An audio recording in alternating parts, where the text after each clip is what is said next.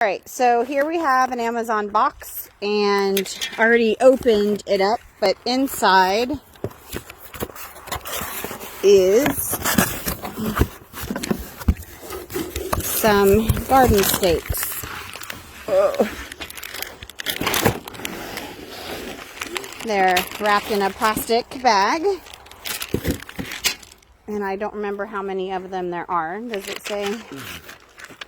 Oh, so they're 5 feet garden stakes, 0.43 inches in diameter, and there's 30 of them. So there you have it. So we're going to go ahead and pull them out. So just a second. Alright, so here are the garden stakes. On one end are these flat, it's like a flat cut.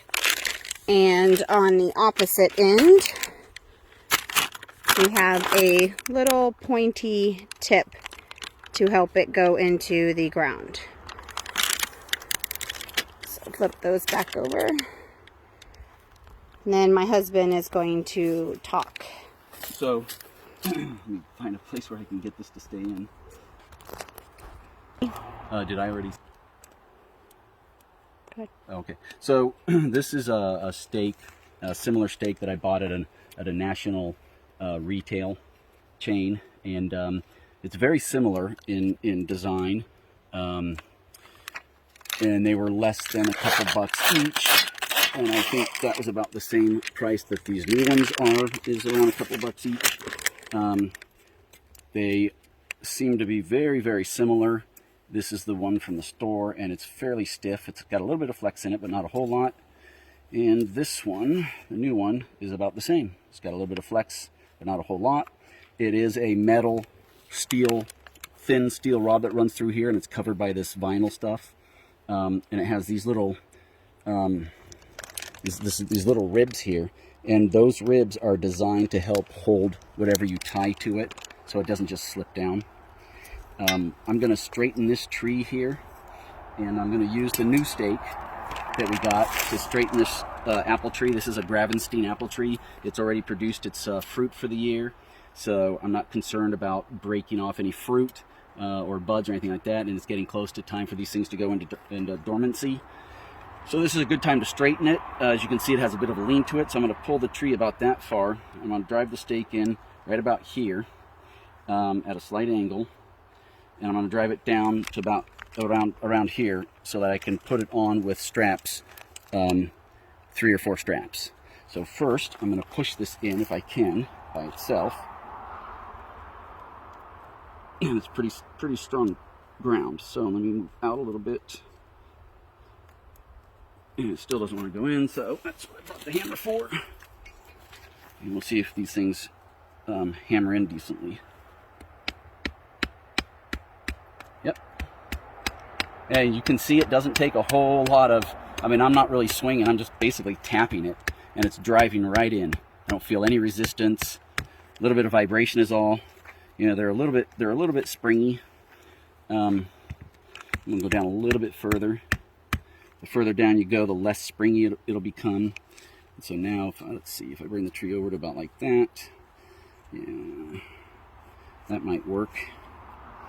Let's try that and see how it works. So, I've got 2 different kinds of straps. These are the little plastic clip doohickeys, and but they're not designed for very large diameters, and I'm thinking they will not go around this very easily. Yeah, this tree is just too large of a diameter. These are designed for very small seedlings or saplings, so I'm going to use this stuff, which is a Velcro tie. You just pull it out and you decide what length you need, and then you cut it off and you wrap this side, because it's a soft side, you wrap this side against the tree, and then it sticks to itself with the Velcro. So to go around the tree, and this here, I'm going to need about that much, so I get a little extra, so I make sure that I don't come up short, and just cut it off with the razor blade knife or scissors, or whatever you like to use. I didn't quite cut all the way. There we go. And now I can pull the tree over to the stake and wrap this around.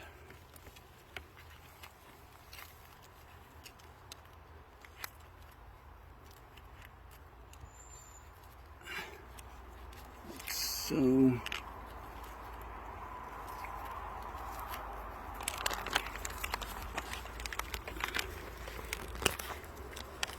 And they are a little bit springy, so having 2 people would probably be a little bit helpful, but I'm also trying to bring this tree over a significant amount. So the tree is definitely pulling against the, trying to get it tight, is pulling against the stake, and the stake is pulling against the tree, so it's a little more difficult than I thought it would be, but that's good enough for now, so there you go. Did I straighten it? It's straighter, yes. Yeah, it's straighter. Now, once I put more straps on along here and pull this tree over a little bit tighter with other straps here, I have a feeling it's going to hold a little bit better. I'll go ahead and work on that, and at the end, we'll see how it looks. All right, stay tuned. All right, so here we have the pole holding on to the tree, trying to straighten it. It looks like the pole is more bent than the tree is, so we're going to go ahead and try to adjust the pole to where it's angled out a little bit more away from the tree, but closer to the tree root, and see what that does.